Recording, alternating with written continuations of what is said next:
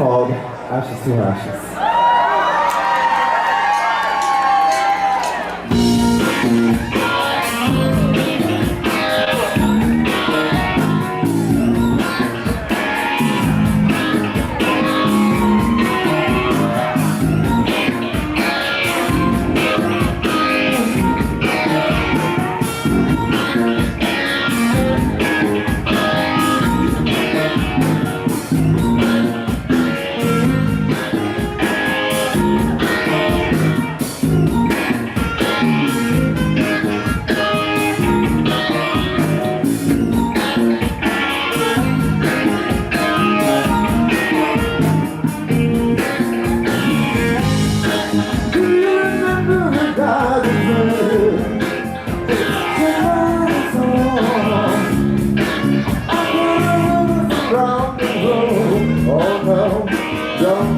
They got a message from the action man. I'm happy, oh Lord, happy too. I'm not gonna need love for the details following. This weekend is something to see. This is a chapter and spread out. Ain't got no money.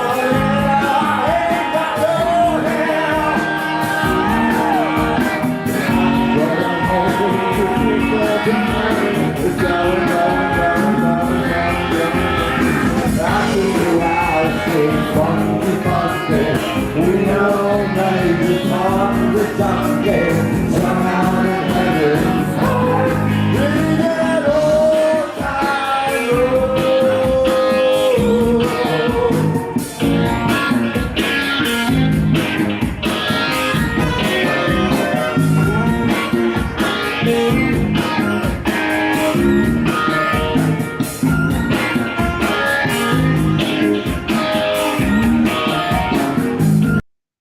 Wow. Hello, it's me, Kevin Vonesper. Welcome to VonPod. That's Michael T.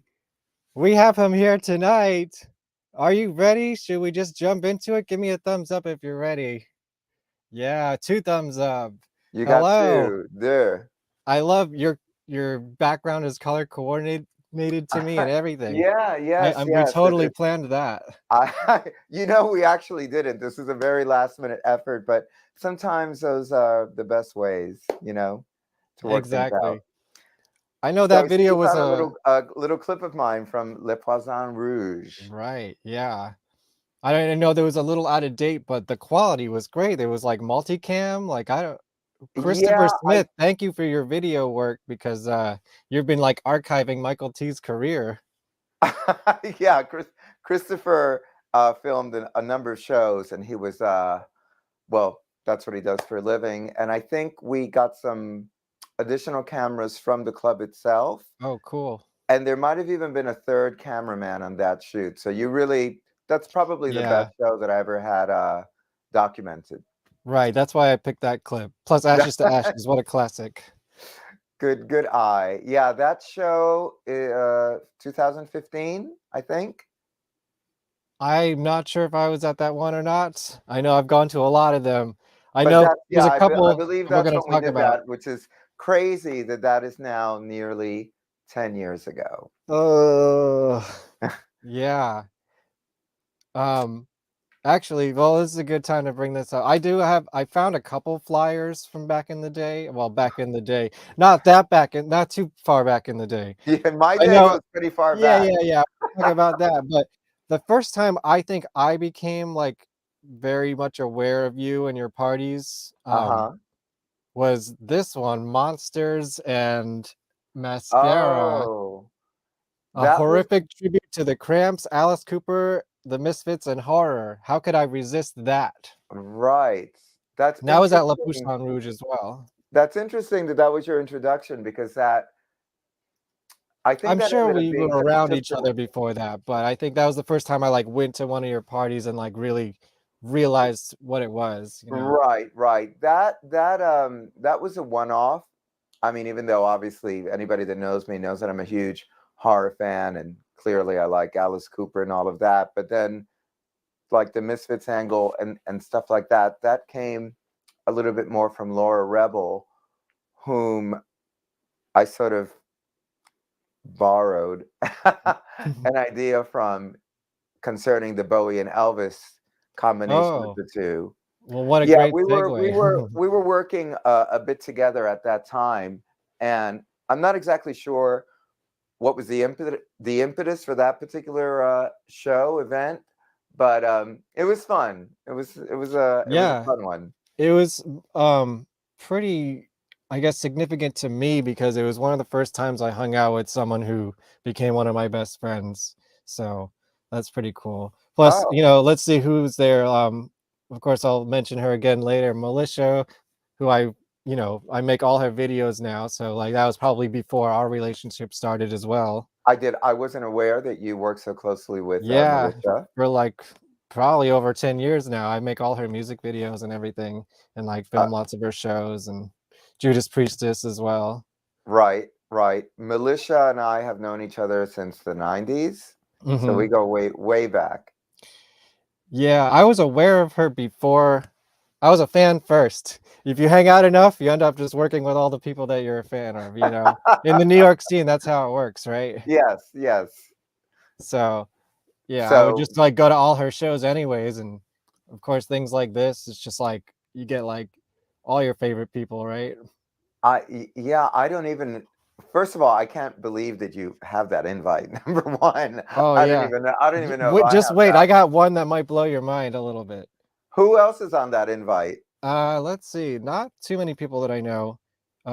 Jimmy Psycho Charger, Oh yeah. Trash Only, Sean Crenshaw, Oh Max yes. Frenchette, Michael Oh, T, Max Franchette. Yes. Laura Rebel Angel, Militia, Yes. Sid Scantleberry, Who?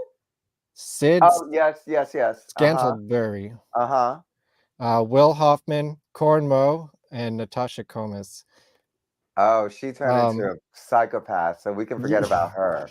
yeah, I've encountered her a couple times and it's always been awkward. Yeah. We don't have to talk trash here, but yeah, it's always been a No. little weird.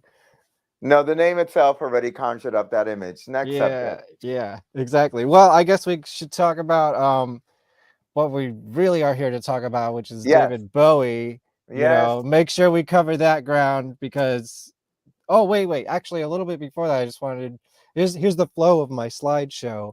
The last time Oh, I actually saw you was at Otto's at doing auto. the Oh, car set, oh, the the Otto's anniversary. anniversary, yeah, a couple months ago. That was You a didn't fun see me, but I show. saw you. It Say was that a again. busy night. That was a busy night. That was a show that I almost ended up not being in Hmm. because I thought I had another show, but then that got rescheduled. And luckily, I'm friends with Steve, and I said, "Hey, I'm not doing that show that I thought I was. How can I finagle my way into the auto Yeah, show?" And luckily, the you're Michael band. T. Of course you can do Yeah, that. well, yeah, I know. It was a classic team move. But on top of that, I knew like the two bands that I sort of wanted to sandwich myself between.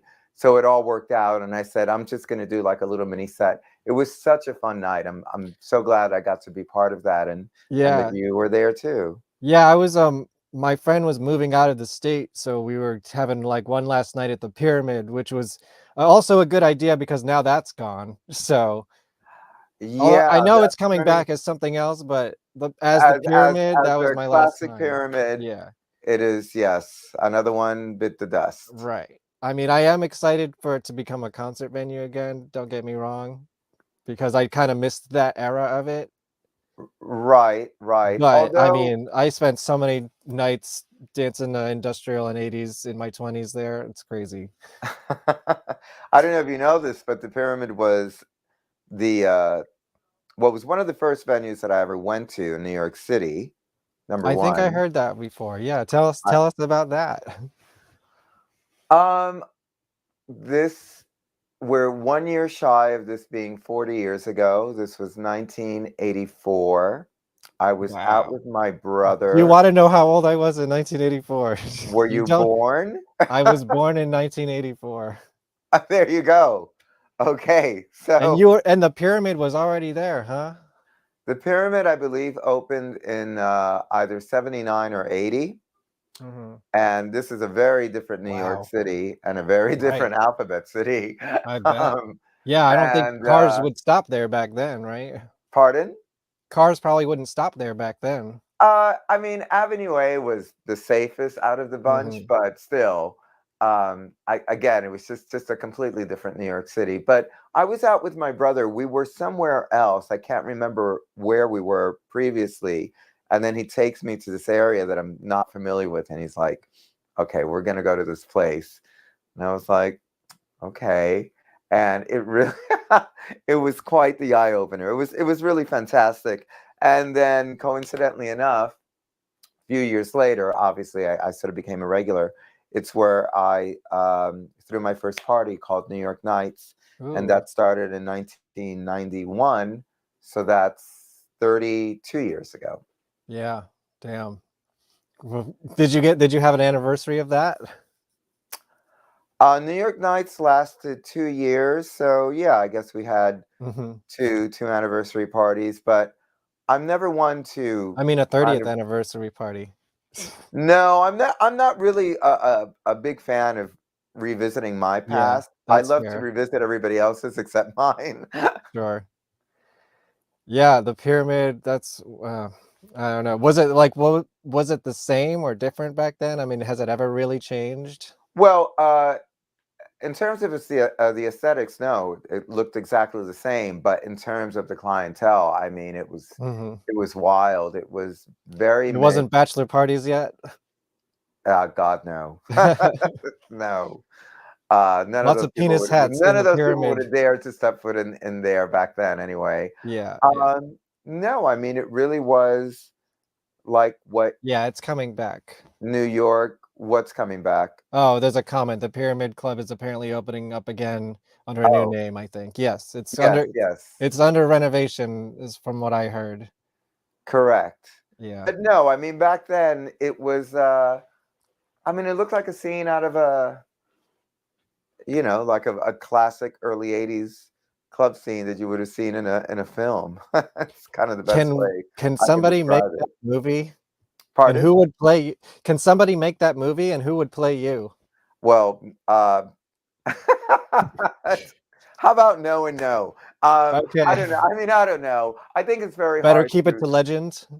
I think making period films, you're better off just making a good documentary, because I think most people that try to make a period piece, especially around the late 70s, early 80s, always gets it wrong. And now, New York doesn't even have that as a backdrop by and large, like you were able to still get a good chunk of old New York well into the 90s and the early 2000s. But now, I mean, so much has changed. The city, there are areas of the city that don't even look like, what I grew up, with. So sure. I mean, I think it's probably changed even since I've been there. Just get some old still photographs, some old video clips, interview the few people that are still alive, like myself, and go for it. Well, anyways, going back to the autos, I just knew you were playing. You did or you didn't? No, you told me you were playing, but I had no idea that it was an anniversary party. So I showed up to just this mob, and I was like, "Oh my God, fucking everybody's here!" It was as I like. I've never seen that place like crowded much at all ever. So I was surprised. Yeah, it was. I call those nights high school reunion. So it was one of those nights. Exactly. Yeah, and that's why because I was going to the pyramid, I didn't want to bother you. You were like doing just crazy social, just being your, doing your thing. Yeah. And let me see. Yeah. Oh, that's my friend Stevie I saw outside. I just wanted to put this in there because we talked about him on the show last week. He was in the chat. So, okay. Is he the one that you asked him if he was going to be around on the thread or something, or that was somebody else? Oh, that was my brother Keith, because he's a big Bowie fan. Okay. Yeah. Hopefully, I don't know if he's made it or not, but if you're in the chat, you know, drop a comment. Oh yeah. So here's some more recent stuff he did. This Iggy Pop thing I missed at Right. Berlin. Dude, I was at Berlin the other day. You know, I saw your guitar player apparently, right? Which one? With the Dick Manitoba show. Oh, Keith Hartel. Yes. Yeah. I swear every time I go into that place, it gets smaller. Really? Very, They very intimate they knocked spot. down half the dressing room, so if That's anything, what it they got said. bigger. Everyone said it got bigger. I was like, you gotta be Yeah. kidding me, because I hadn't been there since before the Maybe pandemic. your So drinks got stronger every yeah, time you maybe. visit. Could be. Well, how was this show? And That show was fun. I had never done that. Well, I did a show in September. It was like an encore performance of Ziggy for the 50th anniversary, and that worked out really well. So Jesse wanted me to do another show. Jesse But Malin. yeah, Jesse Malin. But the first one was in September, so of course October is always nuts for me with Halloween and all of that. And I didn't have enough time to put something together in November, so here we are in December, and I'm like, it's getting really close to the Bowie month, Yeah. and I didn't really know, and I said, well, there's the Iggy stuff that's sort of Bowie, not sort of, it's definitely Bowie adjacent, Sure, yeah. and he said, yeah, I really like that idea, and I said, okay, let me see if I can get the right cast of characters. And it was, it was a lot of fun. The only thing that sort of soured the night was it was one of those monsoon nights in New York City. So that's never a Never good fun for party business, huh? starter. Yeah. Yeah. But I'm glad I did it. Show is in the can, so might need to revisit that one. Yeah. Well, there's a new Iggy album coming out, I think. So it's time for Iggy, I think, again. Yes. Is he I going mean, on tour? I've it's never always kind seen of him. I time gotta for go see Iggy. him. Have you ever seen Pardon? him? I've never seen him live. If he goes on tour, I gotta go check it out. I saw Iggy only once, and this was back in 1988. And I want to say that Jane's Addiction opened. Which, Wow. yeah, Cool. I'm really going for the full dating myself and Oh, don't worry. I got some pictures coming up. Oh boy. No, you look fabulous. Bowie played keyboards for Iggy when the Sales Brothers were his rhythm section. Yes. And that was The Idiot, right? Yes. Yeah. Actually, we were talking about one of the Sales Brothers a couple of weeks ago on the show. Played with one of my guests, Aliens. Oh. Yeah, well, the Sales Brothers, I don't know if they played on The Idiot, but they definitely played on Lust for Life. And then, of Okay. course, they regrouped with Bowie Tin some 12 Machine. 12 years Yeah. later on with Tin Machine. Oh, were you at the Tin Machine video shoot at where was it? It was at the Ritz, I believe. Someone told me they were there. I was not, but I do have a Tin Machine story. Okay, let's do it. Let's lead into Bowie with some Tin Machine. When are you gonna do the Tin That is Machine the first, show? ladies and gentlemen. What do you have to say about Bowie? Well, when I saw him in Tin Machine. Yeah, well, trust me, I have the audience for it right now. I got like Reeves Gabrel's biggest fan in the chat right here. Oh, do you? Do you? Yeah, Well, he's got his guitar tattooed on him. dedication. Yeah. So I don't know how I heard about it, but news got around that Bowie was going to play at the World, which was this old club that was falling apart on In Avenue Times C. Square? Oh no, not the World when it was that place that's now the Best Buy Theater or whatever. That was I don't. called the World at one point too. Yeah, no, I don't think so. Okay. This also in Alphabet City. Definitely not in Alphabet City. Yeah, no. This is very much in Alphabet City, about not that far from Save the Robots, actually. But anyway, we were online waiting for tickets, and You had to wait online for tickets back then. Just yes, to tell the audience. I say that as that's still the thing to do. Right. But I just remember thinking, oh, I can't wait till I get my ticket, and then I'm gonna go home and get really dressed up and da da da da da. And that did not happen because at some point while we were outside waiting, they said anyone that's, here now outside waiting for their tickets has to remain online if they want to keep their line placement. Otherwise, they will lose it. So if you had been there for hours and hours like myself, you were stuck if you wanted to obviously keep your place online. So, obviously we got in and I ran, and I mean ran to the front of the stage, placed myself center, right there in the center, because that was going to be the only time that I saw Bowie that close. And sure enough, it was. And this is, I guess, spring, summer of '89. Okay. It was the only time I touched Bowie. I got one of these. I was gonna ask if you ever met him or anything. I guess that's the No, story. that's as close as I got. I had some other close calls, but I physically touched him, and I got his towel, although I don't know where it is anymore. But the towel fight was great. It was me and this other kid, and he had long nails, and I mean we were like two cats. Oh man. Yeah, Cat I people. won. Hey, you stood online, you're getting that fucking towel. I sure am. Yes, sir. So yeah, that's when I saw Tin Machine. And of course, the only song I knew was Under the God. And I was like, is he going to do any real Bowie songs? Oh yeah, I guess you didn't know the deal with that band yet, right? Because they were so new. I mean, very little, very little. That's This his is punk all rock post band. Glass Spider craziness. So, Right. Yeah, it's a hard turn from that. Very, very. Yeah. Well, I think obviously Bowie's '80s efforts weren't the best, shall we say? Right. Yeah. Yeah. Couple of moments, Yeah. and Glass Spider really did not. Although technically commercially successful, it was still when he was a big draw, at least in terms of Right. for America. But it was just he It's was kind of stale. Right. yeah, Yeah. I mean, he I have the pretty, hindsight. I pretty wasn't there at the crucified time. for both the show and the album. Yeah. Yeah.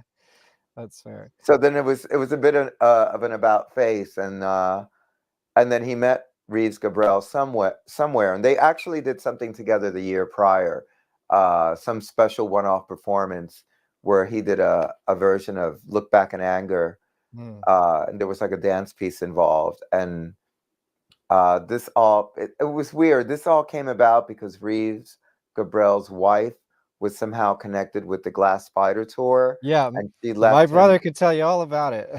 Yeah, and she left him a cassette for Bowie to hear, and eventually Bowie heard it, got in touch with him, and then, Reeves Gabrels was like, "Why don't you just stop what you're doing?" And Bowie was like, "What do you mean?" He goes, "Well, exactly what I said, just stop." And then, Tin Machine came about. Yeah. He said he really started playing more stuff after the 50th birthday party. Were you there at the 50th? I was another one I was at, yes. Yeah, my brother was at that one. Oh, really? Mm-hmm. That was a great show. That was a really great show. I saw it on TV. It was wonderful. Yeah. It was the last place that I saw him, on a big stage, clearly, the Garden. I had seen Let's Dance at the Garden, and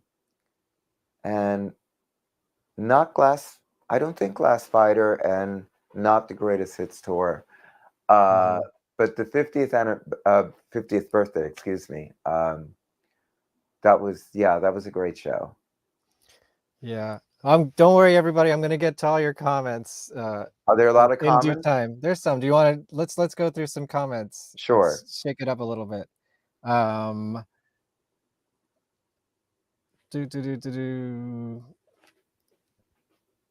China girl, I think probably had an okay. Here's a joke for Michael T. What kind of shoes does a kidnapper wear? What? White Vans and a Happy New Year. There's Next a joke question. for you. Yeah. Pyramid Club. Liquid Sky, is that the name of the new club? Or is that just a comment? Well, Liquid Unrelated. Sky is an old film, an old Yeah. great film from 1982. Is that what they're referring to? I guess so, yeah, the movie. Yes, This there's is a when we were line in talking the film. There's a pyramid. line in the film from the star whose name I can't remember, but she says, I'm just as androgynous as David Bowie," as she's applying makeup in the mirror naturally. Who was in that movie? I feel like I must have seen it, but I can't picture it right now. Lots of cultish people that you probably don't know. Well, I know Johnny Dynell is in it from Mother, Jackie 60. And I think some other, New York City downtown personalities of that day, but I do recall Johnny Dynell. So I'll shout have out to to Johnny. revisit that. Antonio Hernandez says we're vampires, Michael. Fluttering like a vampire bat. No disagreement there. West Beth Kid is not a fan of Tin Machine. Well, sorry about that. It's okay. I'm not the biggest fan either. It's just how the conversation started. And yes, my brother actually has his guitar, like that I think it was actually used by Reeves and signed by him as well. Oh, really? Yeah. How did he acquire that? I think he just, I don't know. Asked him Drop and a he gave it comment. to I him? forget. He met Reeves met his wife who handled his media for a tour. So that's the story. Got it. Ask Michael how he feels about Labyrinth. Do you want the honest answer or the one that I'm supposed to say, Oh, because let's I'm go being for honest. filmed? Hey, we're ripping into Tin Machine. Let's rip into Labyrinth. I have never been a fan of Labyrinth. Really? I loathe anyone that mentions the character's name as like a big moment in Bowie's, grand history. I get it. It's something that people of a certain age grew up with. I mean, I was only 19 when it came out, but I had already been a Bowie fan since I was 11. And the whole thing just, it's never been a favorite. And when that's the go-to, like, first reference that they use, when you start talking about Bowie, it immediately side-eye from me. I hope that answers that question. Wow. So I guess you won't be playing Dance Magic Dance anytime soon. Correct. Okay. Affirmative. He saw Moonage Daydream in the theater on 3 consecutive nights. Wow. Have you seen that? I didn't see that yet. I saw it once. Funny story. I went with a friend of mine, and we were in the wrong theater for like, I don't know, 10 minutes. And we're like, God, these are really long intros and promos and sneak peeks. And then we were like, I think this is the actual movie, and this is definitely not Moonage Daydream. So we missed oh God, I think we probably missed like 20 minutes, but I liked it. It's something that if you saw in the theater, you're definitely, it most certainly makes a bigger impression. Just seeing it, obviously, on a large screen, and the sound, and being, in a dark room. I mean, as you should see a film, clearly. I haven't seen it, but I did meet the director once, and I have a story about him. What's he like? He was awesome. Like, the story is, me and my girlfriend at the time went to go see his Nirvana movie. Oh, okay. This Kurt Cobain movie that he did. I think it was called Montage of Heck. I know Nirvana is, right? Yeah. And we didn't know there was tickets because it was kind of like a day of, I don't know. It was like a one-off screening kind of thing. And I guess it was sold out. And this guy came out and he was like, "What's going on, with you guys?" And we're like, "Oh, I guess we're sold out. We came all this way and waited a while, and it's a bummer." And it turns out it's the director, and he just like, "Come with me," and he basically like snuck us in to see his movie. Wow. And then he did like a Q&A afterwards, and I was like, holy shit, like, that's awesome. And where was this? In the city somewhere. I forget. Oh, it wasn't like one of the, it was like it was your lucky day that day. Yeah. So we got a picture with him, and then lo and behold, he's making a movie about David Bowie. So which I think took 5 years or something to make, no pun intended. Right. For those in the know. Yeah, Nirvana played at the Pyramid. Did you know that? I only recently found out about that, like a week ago. Yeah. Oddly enough. Yeah, it's on YouTube. Yeah, something about somebody that they actually got into a fight during their Oh, set. I don't know. Yeah, that's what I heard. I wish now I can remember who told me the story. I shouldn't have said that because I said a week ago and already I can't remember who told me this fucking story. I can curse in your show, I hope. Oh yeah, it's YouTube. It's fine. Good. How was New Year's Eve at Arlene's Grocery? Uh, Which I did not go to. I'm sorry. it was fun. Yeah. It was a long 2 nights. I had 2 gigs the night before and then 2 gigs Oof. that night, and you know, just performing in the show, emceeing the show, and then DJing a beauty bar later. It's a lot of energy that has to be kind of expunged and then saved and then relocated, but it worked out well. Yeah, I was debating, but then it got real foggy, and I Yeah, would I have was to. gonna say I would be we had some driving rain in. issues again. Yeah. Oh, okay. That dampened the night most certainly.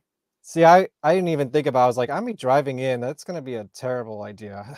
'Cause I live in the suburbs again right now. So, all right.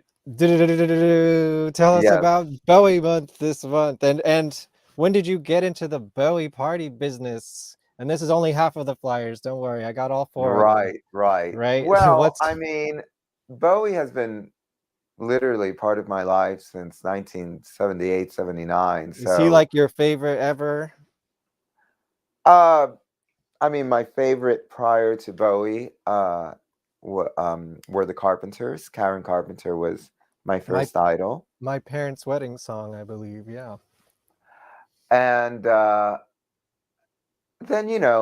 I had other people that I really, really liked. I had my brief moment with Kiss, big fan of Queen, but sort of the new wave, if you will, came in 78 when my brother bought Blondie Parallel Lines. And oddly enough, I just found this out too the other day when I saw him on Christmas. He said that he bought, I'm sorry, not Parallel Lines, Plastic Letters. We had that prior. And Station to Station on the same day, which was sometime in 78. And that just became my new world. And I was definitely a huge Blondie fan. And then the Bowie obsession started. Um, you know, What was he your bought first Bowie album? Station to Station. That's Oh, what he that's a good bought. one to come into. All Yeah. right. And then I think he That makes a lot of sense to like your everything I've seen you do. Oh, yeah. Although, I got really into Station to Station a little bit later. It was, I didn't connect with it right away. I connected with the Ziggy stuff and then the albums that we bought that came out at the time that we weren't buying, retrospectively, was Lodger and Scary Monsters. And then, of course, it was the break Until Let's Dance. But I saw the videos for Lodger and Scary Monsters when they came out pre-MTV. So that's 79, 80. You would have to stay up till like 1 o'clock in the morning, and they were premiered on Don Kirshner's rock concert. So that was the music video show before MTV? That was actually like a live music show. There was that. There was the Midnight Special. One was on Friday. One was on Saturday. Channel 4, NBC. And most of the performances were actually live. But by the late 70s, they started to show some videos. And Bowie, obviously, always in tune with what was happening or coming up, had, videos shown for the singles off those albums. Plus, he didn't tour for either of those records. And yeah, it was great. It was really just, I mean, it was life changing. Not even exaggerating. And then first time in concert 83. First party I did was 91, but again, it's always been in there. It's always been part of what I do. Specifically, the first time that I did a Bowie party or Bowie performance? I guess either one. Yeah. the Bowie party business? I mean, before I started singing, I would lip sync to glam rock songs. So I know that I lip Okay, sync plenty of Bowie songs. sure. So that's going way back, sometime in the 90s. And then I I had my first band like in 93. So a couple of songs around that time. Uh, Was it always Michael T and or did you have a band name back then? the first band name was Killer Lipstick. Ooh, that's a Quite a good name. name. Yeah. It was it's a combination of Alice Cooper Killers, I That's think. my favorite record, yeah. Oh, there you Of go. Alice Cooper, yeah. And I have it signed by Dennis Dunaway, my vinyl oh and my yes, CD yes. at 2 different occasions.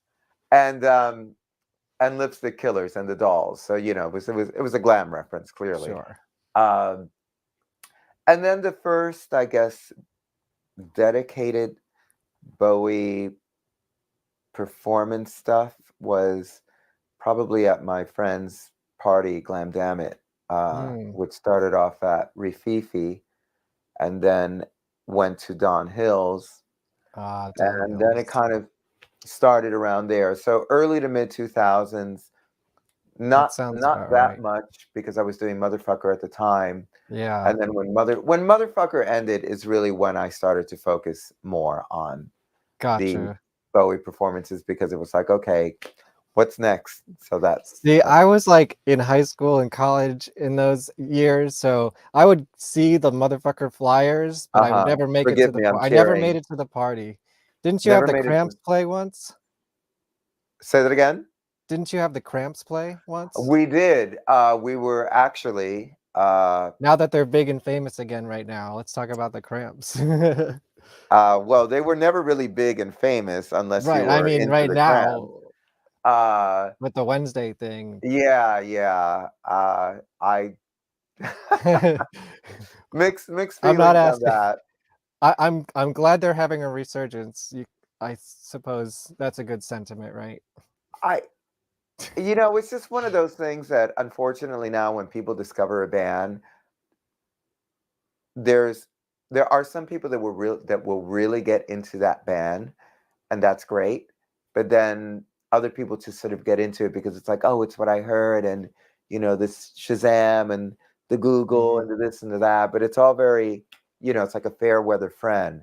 It's like, are they really going to go and dig deep into the Cramps and all of that? And again, I come from a generation that like being a fan of the Cramps or Bowie or even early Blondie, you were such an outsider. It was like you were clearly, claiming your space that was very small and very niche.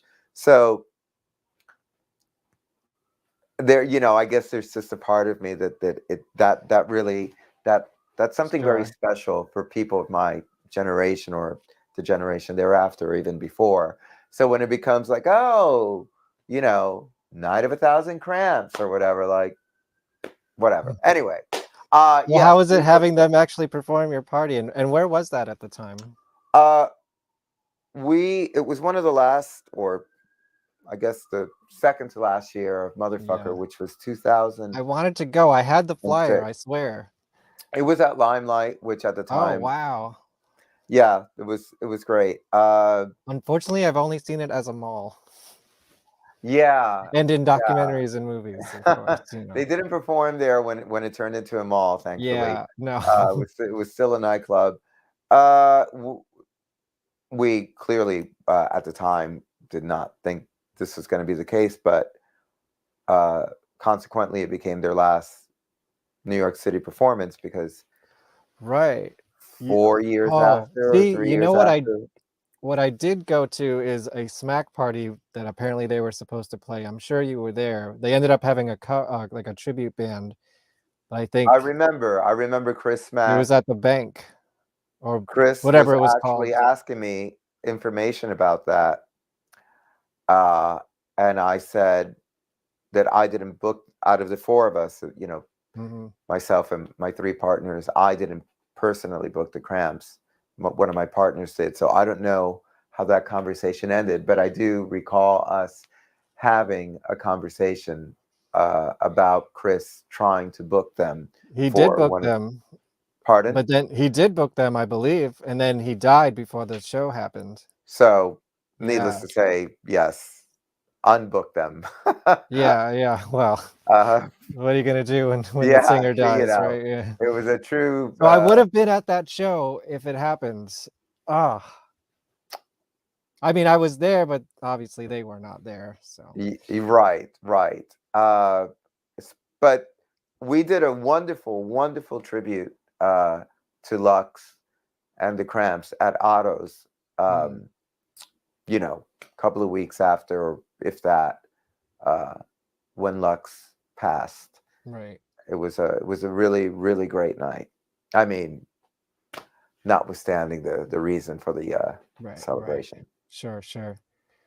Let's tell. So okay, what's happening this month? I think I have these in chronological order. So Um, you got a lot of Bowie coming up soon. yeah, a lot of Bowie.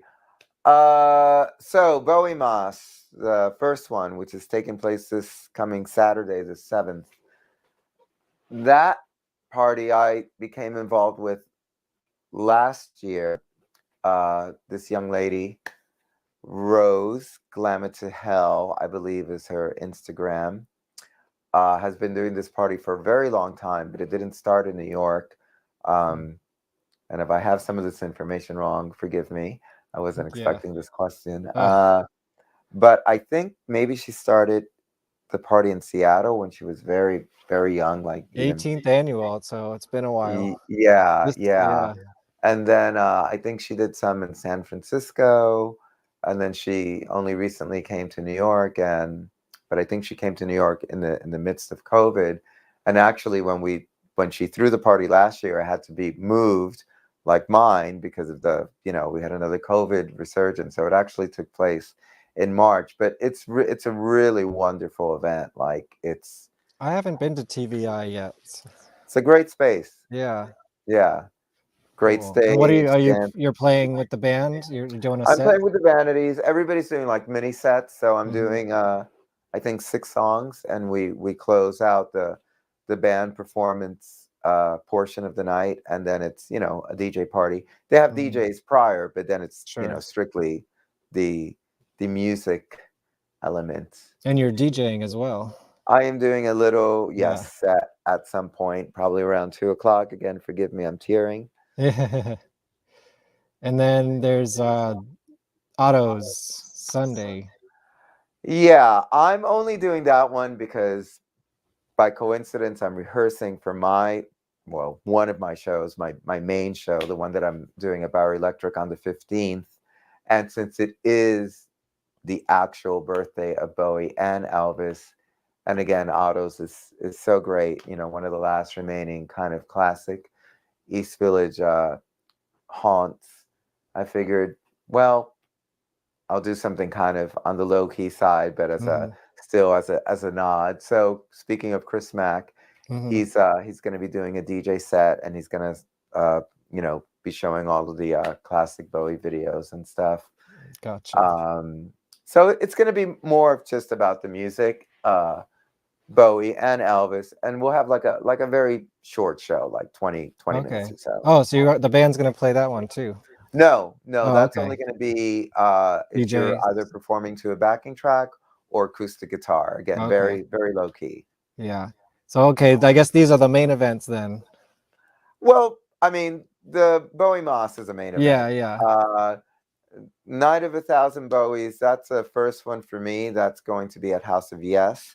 That's going to be definitely DJ centric, mostly Bowie or Bowie adjacent bands, and a couple of pop-up performances from what I've been told. Yeah. I don't think I'm performing at that one. I think I'm just DJing. Okay. With Twig. Gotcha. But it's a first, so that's always exciting. Yeah, that's another venue I just for some reason haven't been to yet, but I know it's just like crazy like aerialists and just crazy stuff happening all over. It's very kind of performance place. centric. Yeah, Yes. yeah. Yeah.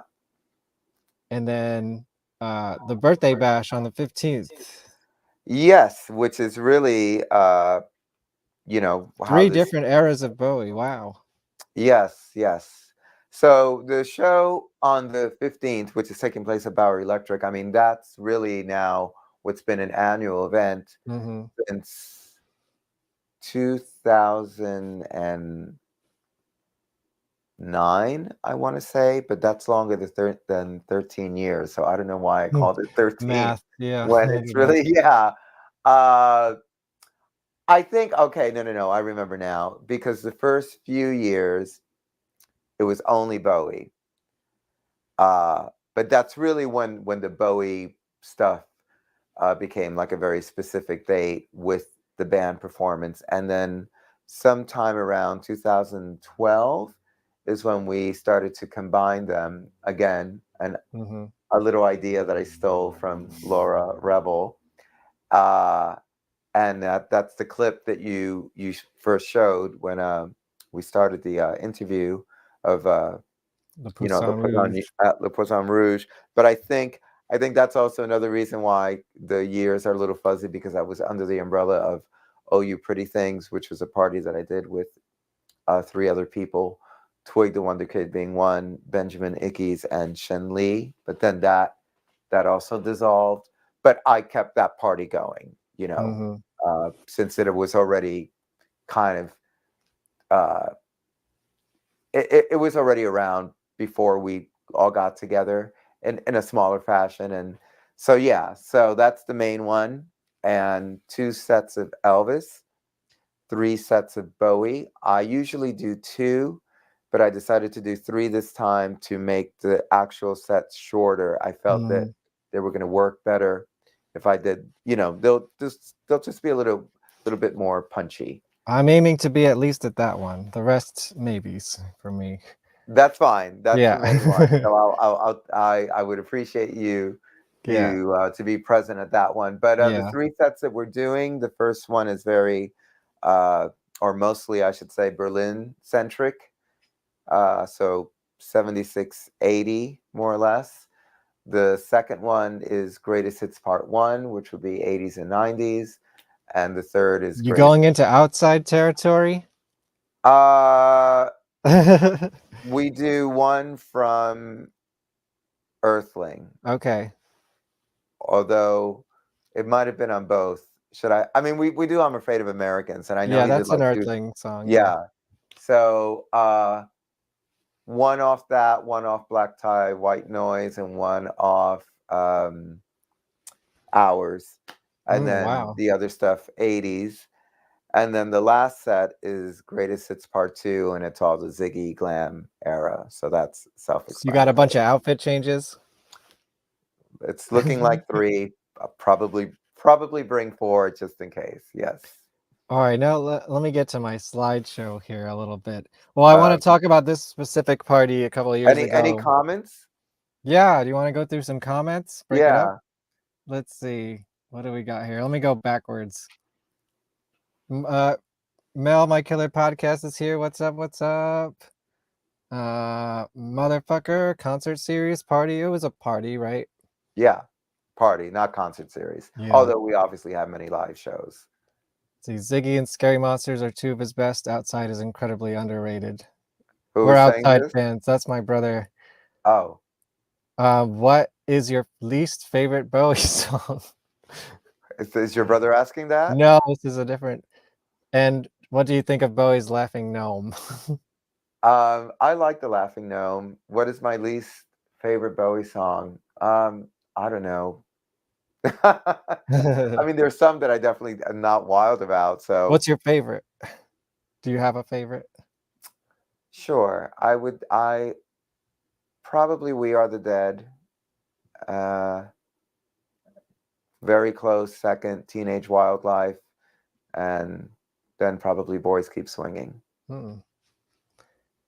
Bowie got Labyrinth because Sting said no. I never heard that story. I Really? never heard that one either. Huh. Interesting. Yeah. Huh. Sting Okay. was too busy making Dune. Yeah, another maybe. catastrophe.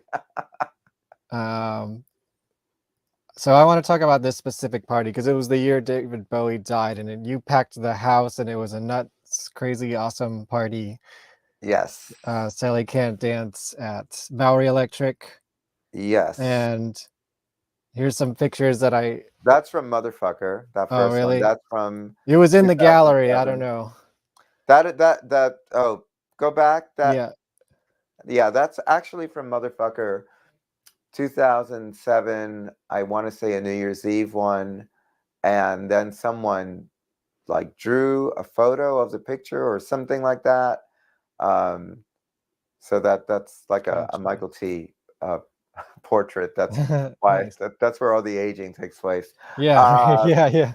So next photo. Yeah. So these are two that I took on my phone. Probably it was just That's from the Bowery who knows. Electric show. You right? Yeah. Yeah. And I wanted to highlight this because I actually have worked with both of these drummers, and I've actually been in bands with Matt since I was in Sexy Matt college. James. Yeah, we went to college together. I did not know that, or if I did, Yeah. I forgot. And that was when I first played with him in someone else's band.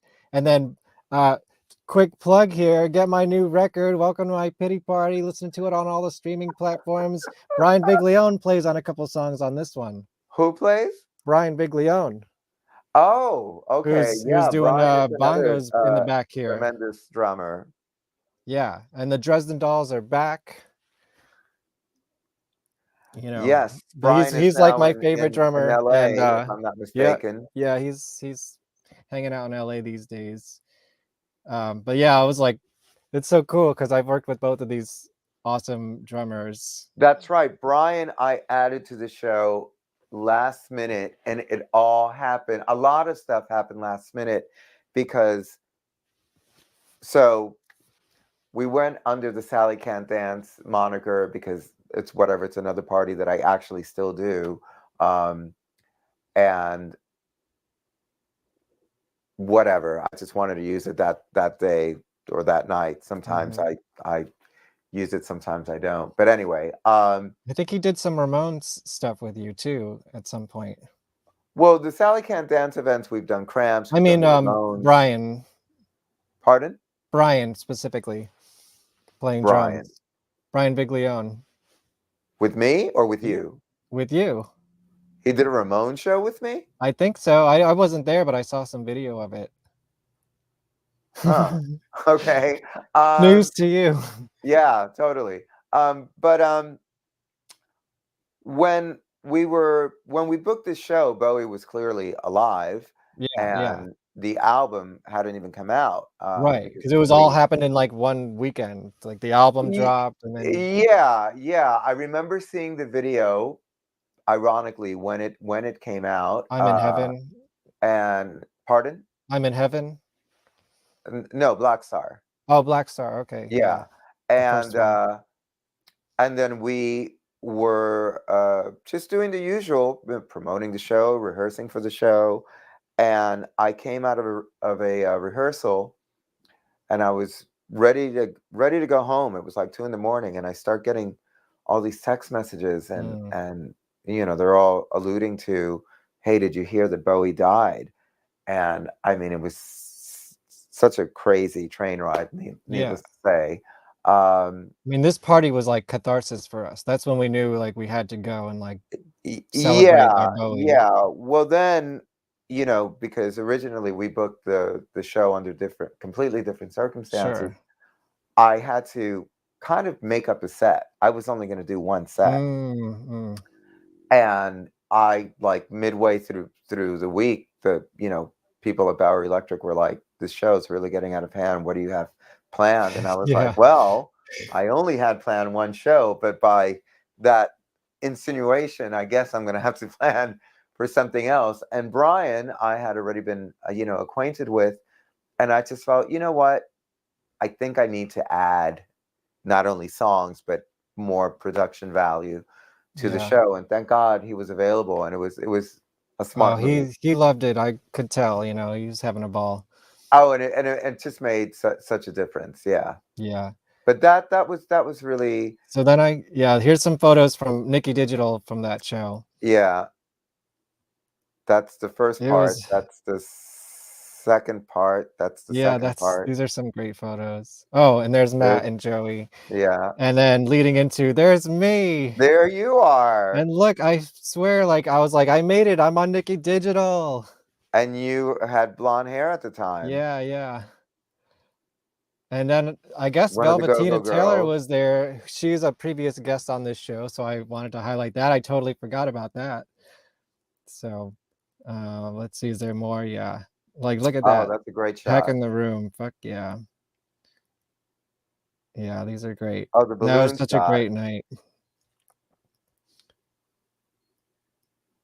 And then, okay, so these are just some random photos I stole from your Facebook and stuff. So see if That's anything, another that's another one from one of those shows.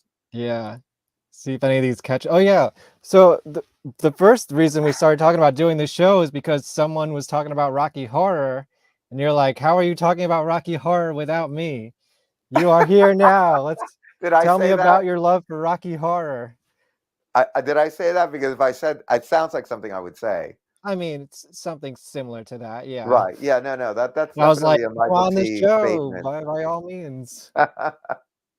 I've gotten myself into a few shows like that. What do you mean you're doing this show? What do you mean you're doing a Bowie show and I'm not in it? How dare Yeah. you do this show? Keep doing what you're doing because it works. That still was from my only, I guess, real professional live stream performance, which I had like an epiphany in the middle of October that I was like, oh, we haven't done anything, obviously, during COVID. Why don't we do a live stream? And suddenly I had a cast of literally 25 people. Oh, I'm sure you could cast that in like 2 seconds. Well, none of us were all that busy, clearly, considering the circumstances. Right. But it was, it was still kind of like dicey because we were suddenly going to be in this room, and this is pre, booster Vaccine, shots, anything. So, the last thing I wanted is for somebody to have like dropped dead 3 nights later for doing the show. Right. I mean, talk about dedication. But it was great. And yes, Christopher Smith, whom you got that first clip, was involved, as is Rob Buchwald, who set this beautiful thanks, backdrop for Rob. me tonight.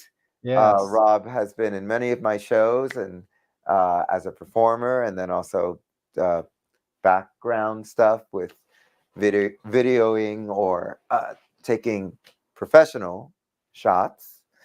And yeah, it was great. It was a great show. It was something that, under the right circumstances, I would do again. Well, quickly tell me like your history with Rocky Horror.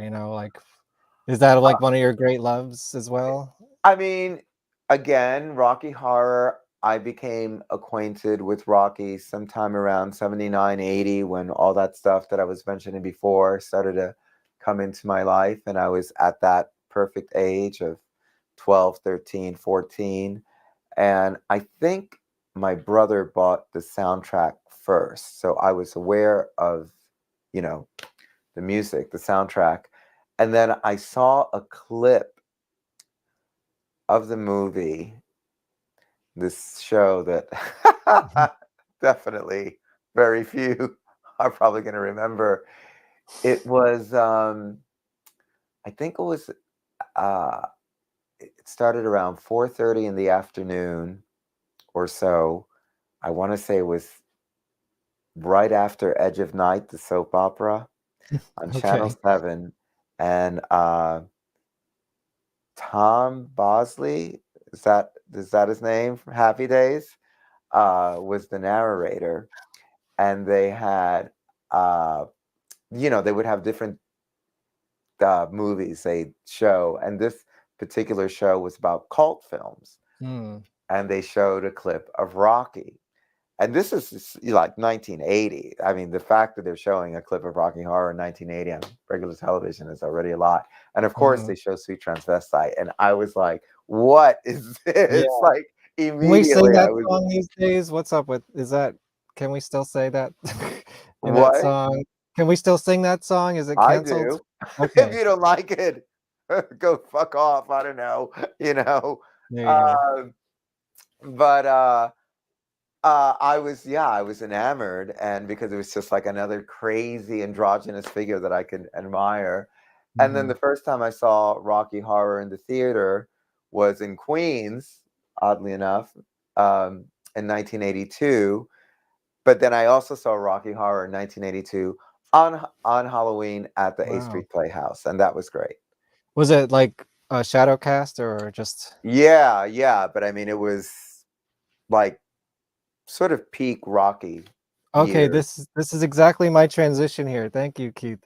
Um, speak Phantom of the Paradise, how does Yeah. that compare to Rocky I mean, and, they're you know I mean, they're great. They're both great. They're a couple of similarities, but they're quite different. A Phantom, I mean, they're both a pastiche. They're both paying homage to, you know, particular films of yeah. the past.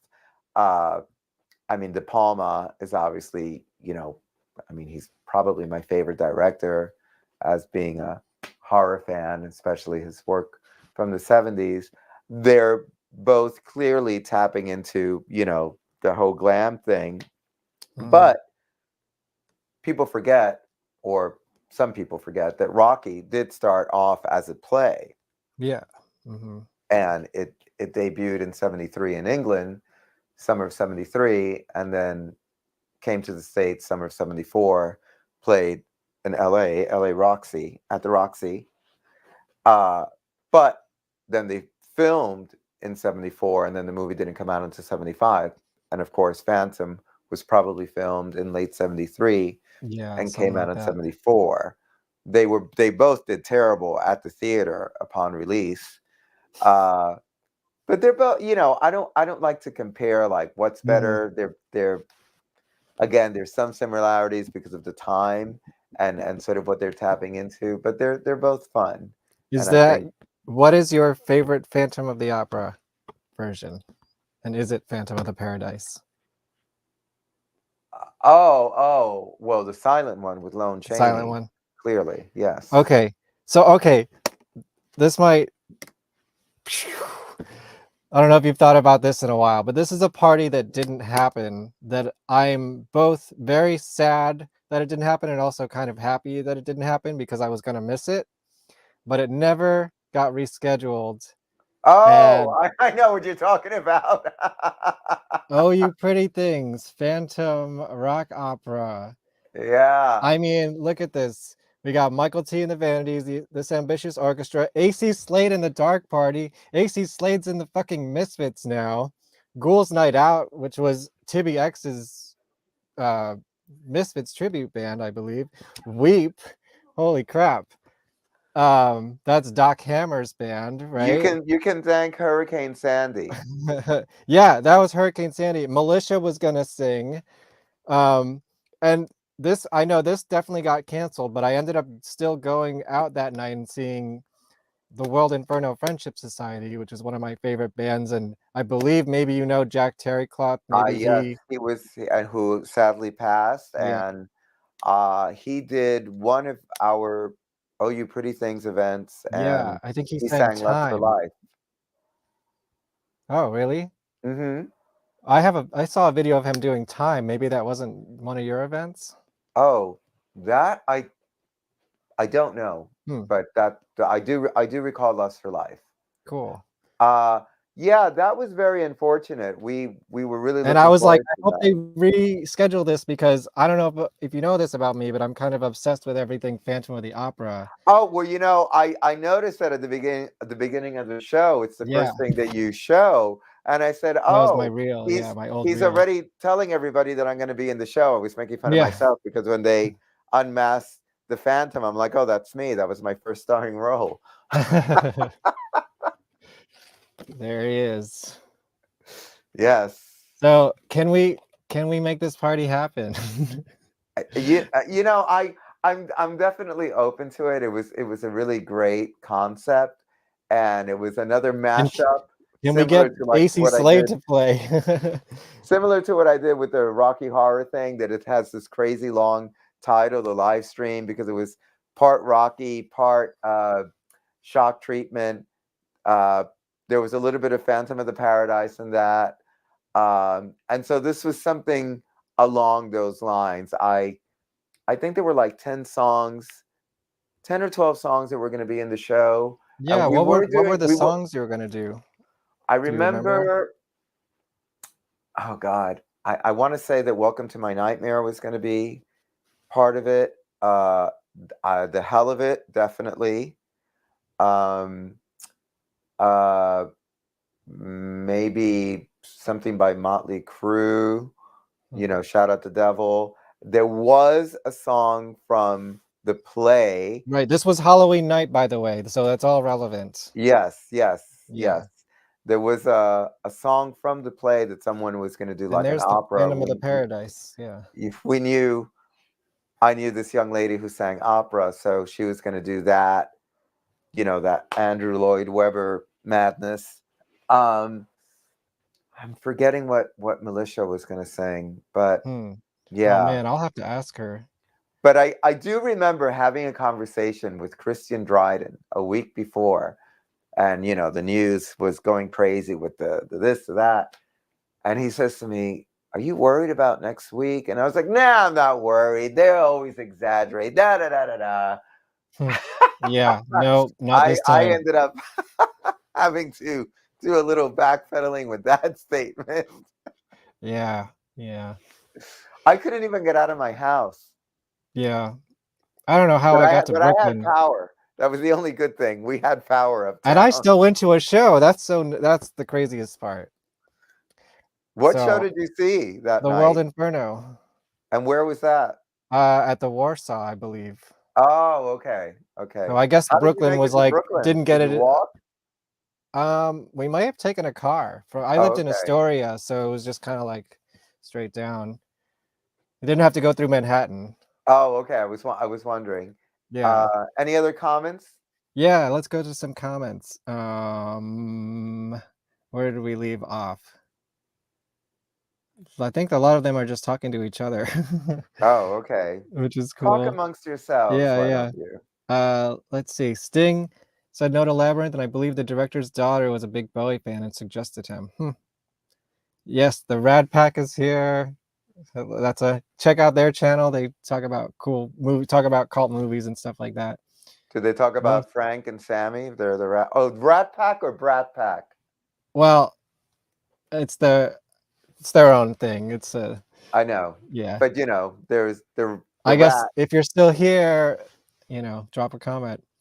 Most underrated Bowie song is Big Brother, hidden gem off of Diamond Dogs. And you know what I got him for Christmas partially is Who's 1984. saying this? This is my brother Keith. Yeah, the word underrated is overrated. It's Yeah. used far too often. Try not to use it. Go ahead. I actually got him 1984 recently, and that's what Diamond Dogs is based off of, right? He was Diamond like Dogs is making sort of a pastiche of a few things. The Orwellian factor is one of them. Bowie really kind of wanted to do a full production of it, but was denied by the widow of Mr. Orwell. Right. But it's also kind of a little bit of a he was also kind of doing like a Ziggy Stardust piece, stage show. So there's elements of that. I think Rebel Rebel and Rock and Roll With Me were part of that. And then it's definitely very Burroughs inspired. So there's the whole cut up technique that its influence is heavy on that. So it's typical of Bowie. It's a little magpie-ish. David Andriana says, yes, I'm actually practicing the Bowie stuff for Michael right now with an Ace Frehley bust behind my left shoulder.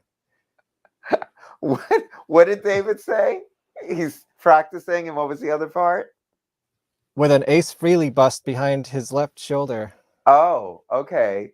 David is a wonderful guitarist, plays in the Ritualists and plays a few shows with me here Nice. and there, and is also a fellow horror fiend like myself.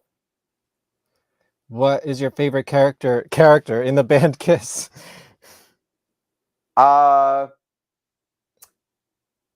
You know, Paul Stanley, followed by Ace. He said, David says Ace, but it would be Michael T if he ever took over for Paul Stanley. Yeah, I think they're talking to you each know. other, yeah. Huge fan. Everyone should lobby for Michael to put on some sort of Kiss event. Is that something that could be in the future? You know, the thing with Kiss, it's like, it's one of those that, I mean, I love 70s Kiss. It's fun. Hasn't aged that well sometimes, but Right, yeah. What, Christine 16? What do you mean? I still like that song. But you know, you really have to tune out some of that lyrical prose they give you. But Prose, sure, yeah. yeah. But it's just some of the Kiss fans. Oof, that's So it's not the real. audience that you want to attract necessarily. I mean, you know, they're not my go-to, but Yeah. I get it, you know. I think if I did a Kiss thing, I'd probably want to, you know, maybe mix it up with Alice Cooper or something. Yeah, Think right. might make it a little bit more fun that way. Any other comments? Yes, 2 subs away from 700. Yes, so subscribe and get me 700 before the show ends. That'd be awesome. We're talking about Phantom. He loves Argento's Phantom. Do you love Argento's Phantom? I have not seen Argento's Oh boy, that's an Phantom. adventure. What about Robert That Englund's is late Phantom? Argento. Argento kind of, you know, It's wild. You know what? It's a better Phantom film from him is Opera. So just stick with I Opera. love Opera. Yeah. Opera is probably the last great Argento. Right. And you know, then he started to incorporate his daughter in his films. Enough And said. she is definitely naked in this movie. So of course, yeah. What about Yeah. Robert Englund's Phantom? Have you seen that one? That's from Haven't seen good old 1989. Freddie doing Yeah. the Phantom. Oh, No. you haven't seen it? Oh, you gotta watch this one. It's bookended by a modern day New York City. It starts in Tower Records, New York City. Ah. Yeah, can you believe A that? place I used to go to Yeah, very frequently. Where I once exactly. got Lou Reed's autograph. Oh, wow. Nice. Yes. That's pretty cool. Demo for Christine 16 had Eddie and Alex Van Halen. Really? Wow. Didn't know that. All right, can I embarrass you with some old photos? Why And not? see if I don't know how old or I where love these that are from photo. I exactly. actually Yeah, love no, that I don't think photo. there's any gotchas here. It's just I think these are all That's fantastic. from the Pyramid. That's from 1992. That was oh God, that What was are a you show that performing my here? pardon? What are you performing here? Do you Death on remember? Two Legs by Queen. Not singing, but Mm-hmm. doing a fabulous lip sync dance performance to it.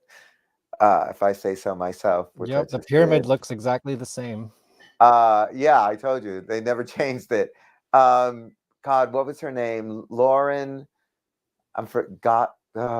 Some Lauren something. Anyway, she wrote this crazy like performance piece where there were the poetry and nuns and oh my God, it was a lot. Yeah, It was I'm very seeing the the nuns time. here, and I'm like, Yeah. what is going on? What kind of audience was the pyramid attracting?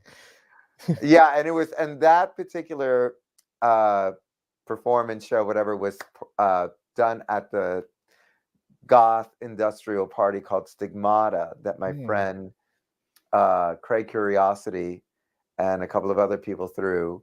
And it was a Nice. wild party every Friday at the Pyramid. Yes, I guess circa 92. Hey, Cardone is here. He met you in 96 at Don Hills. Who met me in 96? Cardone. Card. You're the magician, right? Oh, really? Did you hear that, Rob? Michael is or Carbonaro. Carbonaro No. is the magician. Oh. Cardone, who are you? Am I correct? I think I know who you are. Should I look at my phone? You can look at the screen. I don't know if you can see it. Cardone Entertainment. Doesn't he I'm hang out at I'm only Beauty seeing like a Bar? little profile. It Yeah. looks like almost like a photo of Elvis. Adam Vomit. Cardone. That's a that is an enchanting Next name. slide. Yes.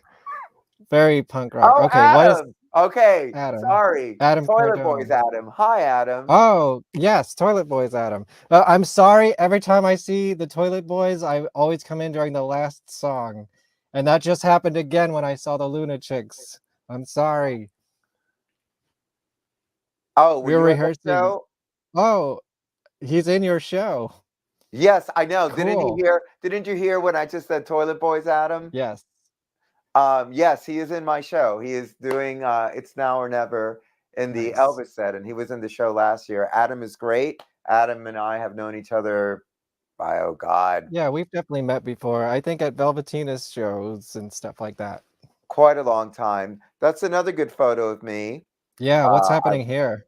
That was taken at the Limelight. I was having a really vinyl PVC period, and that was sort of the height of that. Mhm. And I This in the ended up, pardon? 90s? Early 90s. Yeah, that's like 92. I was about 25 in that photo. Nice. I love these old photos. That's from the 80s. That's from 1988. That is with Miss Guy of the Toilet Boys. And of Oh, course, another Toilet Boy. Here we go. See? yes, That you're perfect. Because you were here, we conjured up more Toilet Boys. yes, yes. Yeah. What? Is that That really you? I'm not in that photo Okay. for the record. Wasn't sure, but I did find this on your page. I was like, is that No, you? I just love that photo because of Okay. course it reminds me of old school New York where I Yeah. grew up. I mean, I'm Guy. from. Yes.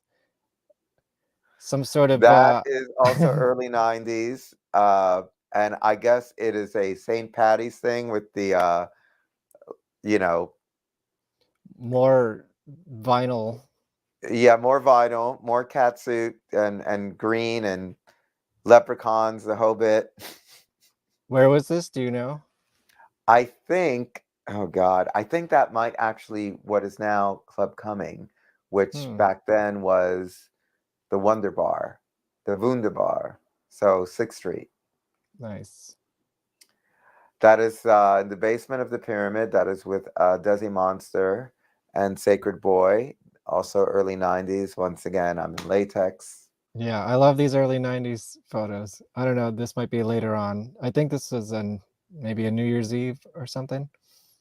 I can't even tell what period that is. Yeah. Because you're timeless, Michael. You can't tell. I must be pretty young because I still have that big red lip, which I do maybe once a year now, or usually for Gotcha. Halloween. That's at the bank. That's 1993 or 4. That's almost about as long as my hair ever got. One of the few times I wore a skirt, but it was a real bondagey thing. Again, that whole period. It was a long pencil, pencil skirt. And then, of course, this is the earliest I could find of you. 1984, it said. Yeah, with my grandmother who is departed. Yeah, I was 17. And that's about the age you started in the New York City nightlife, you said, right? More or less, yeah. Yeah. More or less. That's awesome. Let's see. Oh yeah, so I did want to just touch on like your love of horror movies and B movies and like what are your favorite B movies and horror movies and I mean my favorite period definitely the 70s and the 80s, and I should stress more the early 80s. If I had to say for, I don't know, like probably the films that I enjoy the most would be from Night of the Living Dead, Rosemary's Baby, 1968, to Francis Ford Coppola's Dracula, 1992. I think that's, for me, the apex of horror that period. But I love 30s horror and, the 50s sci-fi stuff. Some of the 90s stuff is funny. I'm not really a new horror fan. I can deal with it until about the early 2000s, and then I'll see some stuff here and there. My absolute favorites, Carrie. De Palma. Yes, De Palma. Of course, Halloween, Carpenter. I love The Howling. I love American Werewolf in London. I love Suspiria. I love City of the Living Dead, Fulci. I think the movie that or one of the movies that I enjoy showing people for shock value is Basket Case. That's always a fun What's one in the to show basket? people. I worked with one of those actresses once, hired me to film something. Yeah, she was in all of his movies. God, I'm forgetting her name right now, but I think she plays one of the prostitutes in the movie.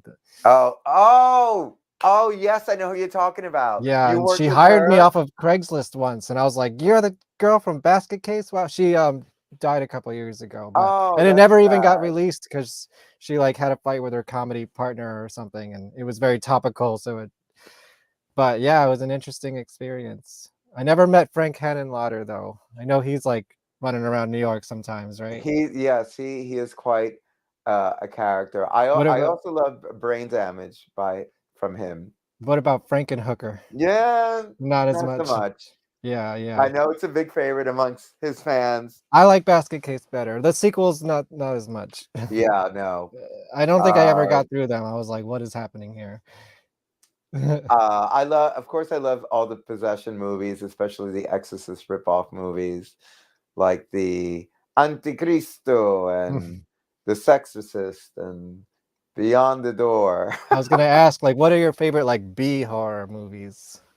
Oh God. Well, there's a real bad / great one called The Boneyard from 1991 with Phyllis Diller Wow, and Norman Fell from Three's Company. I don't know this one.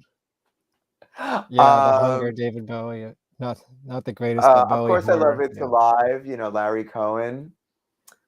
Uh, I mean, let me see what like some real And big ones. do you know who Dookie Flyswatter is?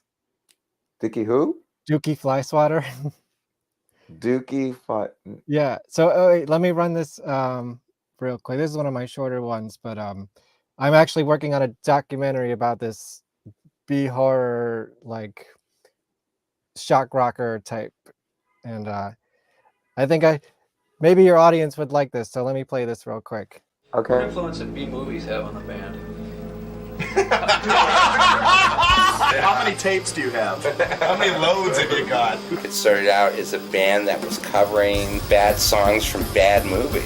I mean, it should be looked at as a legacy of Los Angeles. They lived the movie lifestyle. I had seen many of Dookie's movies long before I knew who he was. I first saw Dookie Flyswatter in a Green Jello video. Because as soon as I saw him up on the stage, I go, oh, fuck, that's that guy from Surf Nazis. Roger Ebert said it's the worst movie he's ever seen. They were such a part of our scene. You know, a cult movie that's got its own fans. We've attracted our own fans and our own family. Within a city of misfits like Hollywood, we were misfits. He's an icon of the underground exploitational genre. Punk rock god of Hollywood. It was neat to see the same faces always orbiting this universe that Dookie Flyswatter seemed to be in the center of. There was celebrities, weird people, cool people, interesting people. Axl and Sass came to see us and I slimed them really good. Paul Stanley and Gene Simmons. Tom Waits was there. I remember Fishbone showing up at a couple of gigs. Courtney Love was afraid of us. When you're sitting between Dookie and Elvira, it doesn't get any cooler than that. Spike Lee wasn't impressed. Just about to go on stage and Flea grabs my shoulder. White Zombie and Haunted Garage and Tool were all on the same bill. I think Soundgarden was opening for you. I would not be surprised. I did a nude painting. Clive Barker owns that painting. Los Angeles seems to be a haven for insularly popular artist situation. You can destroy here, and nobody knows where you are anywhere else. No. It's crazy. We'd like to be an A movie someday. A B-A movie. An A-B movie. A B-A movie? A B-A movie. Yeah.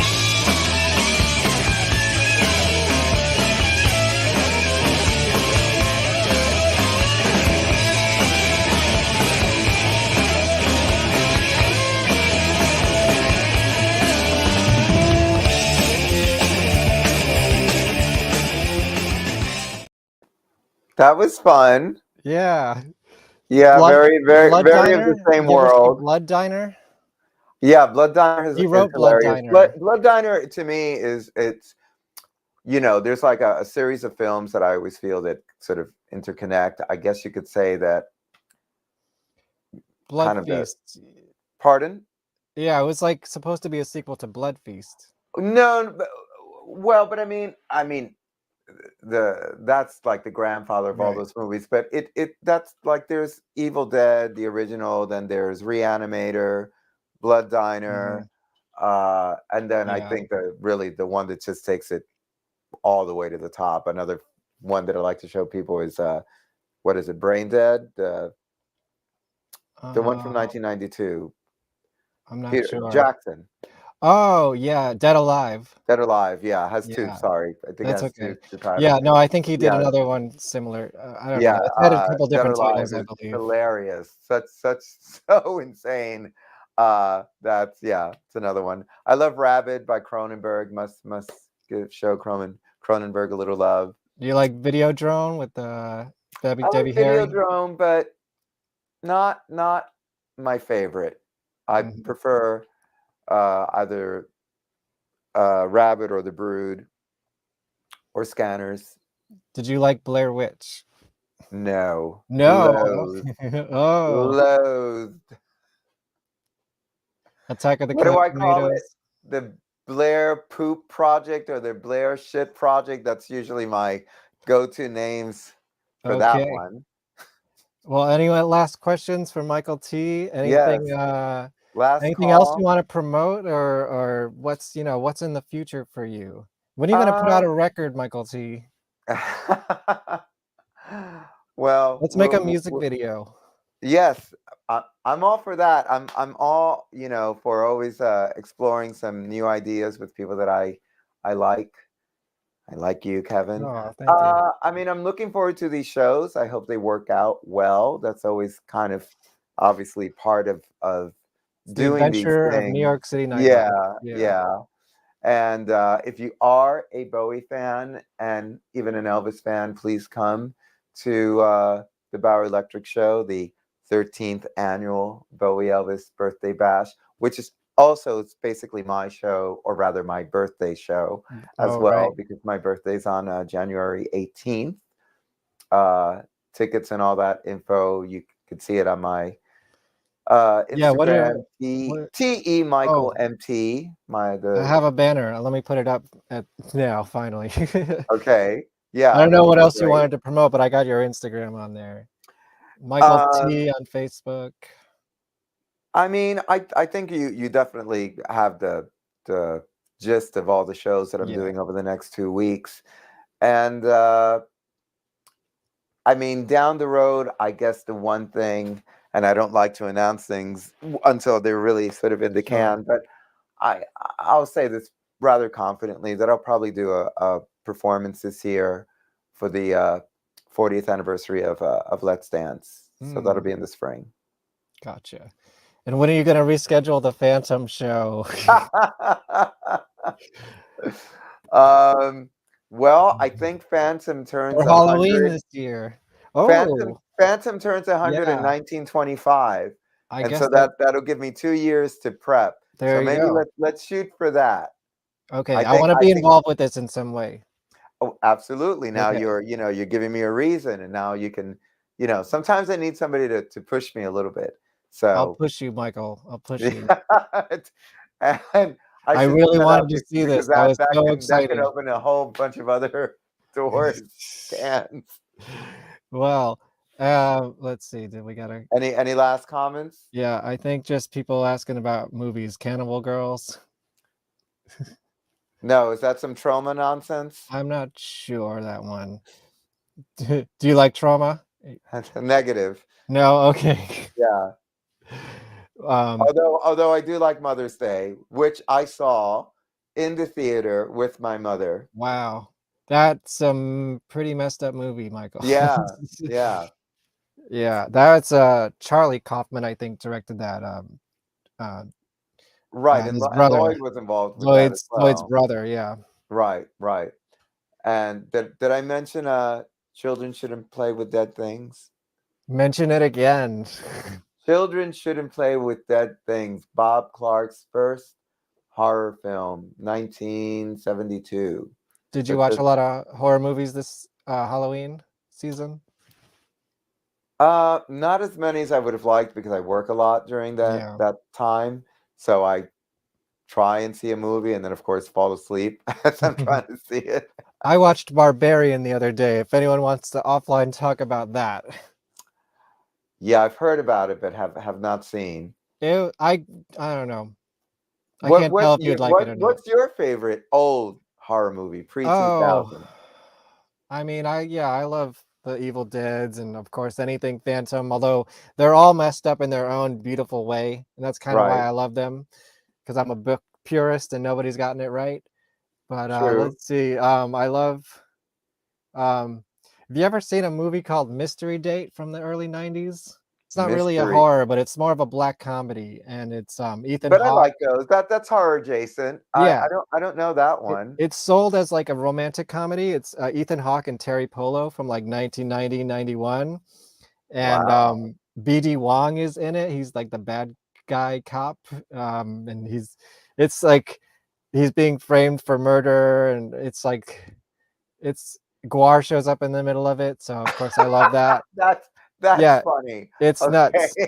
Special appearance by Guar. And Fisher Stevens is in it. It's very time capsule, like early 90s. Sold a lot of tickets to that crew. Yeah, no, well, just me, yeah. OG Last House on the Left. Yeah, I mean, of course, like the Wes Not Craven. a favorite. I'm actually not a big fan of Craven in general. I think he's highly overrated. I do like what's your favorite franchise character, like horror franchise? Oh God, that's another thing I loathe, franchise. Well, you don't like requels? Yeah, no, it's just not a fan of any of that. I mean, of course I love Michael Myers in the first one. I love Jason with the potato sack, you know. Wow. Which is more just number 2, huh? Yeah, that's right, because the first one is the mother. Yeah. All teeth. I love her. Betsy Palmer. Yeah, and of course the potato sack is more of a nod to the Town That Dreaded Sundown from '76. But Craven, Serpent in the Rainbow, I think is probably my favorite of his. Wow, deep cut. Yeah. Yeah, that was a good one. That was the one about voodoo, right? Yes, and I love those. What about Swamp Angel Thing? Heart is probably my favorite of that whole. Angel Heart. I don't think I've seen that. That's Wes Craven? No, that's oh God, I'm forgetting the director's name, but it's Mickey Rourke and De Niro as the devil. Oh, and Mickey Rourke and Lisa Bonet have a very intense sex scene. De Niro, didn't he play the devil in something? No, I'm thinking of Pacino. I'm thinking of Pacino in The Devil's Advocate. Yeah. Yeah. If we're talking Pacino, then I got to start screaming. Uh-oh. We don't want to get you too excited. Any love for Season of the Witch? Pacino's acting, it's like from Scarface on, there's that Pacino, and then there's pre-Scarface Pacino. Do you like Season of the Witch? Oh God, Romero? I think they're probably talking about Halloween 3. Oh, sorry, because there's 2 of those. Yes, I do. I saw that in the theater. I mean, it's basically a reworking of Invasion of the Body Snatchers, but yes. And I look at it as its own film. I don't like connect it with the Halloween movies. I also hate the part 8s and 12s and whatever, all those movies. You know, I like Halloween part 2, even though that has plenty of problems. But still, it's watchable and it makes sense. With Nightmare, I think I could go into about 3. And Friday, I'm a little more forgiving with Friday because of the Jason ones. They're just so fucking stupid. They're so ridiculous, but they're kind of fun. But I like it until part 4, the final chapter, which I also saw in the theater. I think we did it. What do you think? I think so. I think the we did final it. chapter is a great way to end it. It's it's a real cerebral moment. Did you like New Nightmare? When The one horror from started getting 94? meta? Yeah. It was okay. It's one of my favorites. I mean, of those movies. Right. You know whom I don't have a date yet, but Freddy's mom will be on this show at some point this year. Whose mom? Freddy Krueger's mom. Robert Englund's mother? No, the character. She plays his mother in one of the movies. Pretty fucking old. Yeah, no. So it's gonna be stay tuned. Are we gonna relive part 3 of Nightmare on Elm Street where they like dig them from the grave and you see the skeleton come out? Did you see the documentary about Nightmare 2? Scream Queen? Oh, Scream Queen with Mark. What's his? I haven't. How is that? It's worth watching. Right. Yeah, it's cool. I mean, so it's the story of gay horror, basically. So. Oh, gay horror has been around since, my God, practically. Right. Because that Nightmare 2, they couldn't really say it back then, but now it's kind of like so obvious and celebrated for it. Well, right, but I mean, gay horror. You've had gay characters in films since Frankenstein, so that's a misnomer. And there have always been gay characters in horror films, and in fact, they're usually, the nefarious characters back then, anyway. Right. Yeah. I mean, it's Mr. James Whale. Let's not forget. If you like documentaries, it's worth watching, and horror, and Right. If you're not a big Nightmare on Elm Street person, you're probably less interested. But no, I mean, it would there's probably the whole culture around that movie is interesting to see and talk about. So, I mean, it is a fun movie. It's actually what I think one of the scenes of the film that doesn't get discussed a lot is the beginning and the end. I think the bus scene going into the whole desert. It's actually really well done because it's scary. It's not jokey, which is nice because, of course, as we know, as those movies continued, they just started to become more jokey. Yeah, and it ended with that scream, that epic scream. Yes. So speaking of Scream, did you like Scream? Do you like Scream? Speaking of Wes the first Craven. one was all right. First 15 minutes are great. Yeah. Same thing with the first 15 minutes of Nightmare on Elm Street. I think it's really a really great opener. The tension and Scream too. Like you forget that it's actually pretty bloody for a mainstream film. Yeah, that was scary. I remember when that came out. Scream. There's a new Scream. It's set in New York City. What do you think about that? I didn't even know it. There's a trailer just dropped like recently, this maybe week. Didn't they just do a new Scream like a couple of years ago? Yeah, like last year. So now there's a newer Scream. Yeah, it's coming out in March. Okay, it's set in New York City this time, so that should be interesting. Yes. So how do we want to wrap this up? Yeah, how do we want to wrap this up? Do you want me to pick a song from Christopher Smith's YouTube? Oh, what was one of my performances? Yeah, what do you think? Why not? We opened the show with that, so I mean, there's so many. Maybe something from Bowery Electric, since that's where I'm going to be performing. Let's see. Maybe I think he's got some stuff from. Oh, I know. Can I pick it? Sure. How about the Gene Genie from Bowery Electric? Gene Genie. Oh, here we go. All right. Okay, kids, are you ready? So, you have any parting words? Any parting words? Go celebrate Bowie this month. Go celebrate Bowie this month, and Elvis and all the other wonderful Capricorns, which I am part of that group as well. And please, please try and come to my Bowie Elvis show at Bowery Electric on Sunday, January 15th, which is Martin Luther King weekend. Right. 5 Good. I'm shows. off on Monday. Sweet. That's right. So no work, no school, hopefully. There's going to be 5 sets in total, 2 Elvis, 3 Bowie, lots of guest singers, and it's going to be a great night overall. And I'll be thank there you, for Kevin, sure. so much Yeah. for asking me to be in your show and Yes. making special arrangements, because I know you wanted to take a couple of weeks off, so I really No, it's all this. good. You are the start of the new year, so now the schedule starts from today, every other week.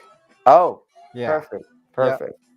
So this is great because I wanted to get you on before the Bowie madness happened. So yes, it's a perfect segue. All right, we're gonna leave it with Jeannie. If you look closely, you'll probably find me in the audience here dancing somewhere. Probably. So I will see you, if not any of the other dates, definitely at Bowery Electric.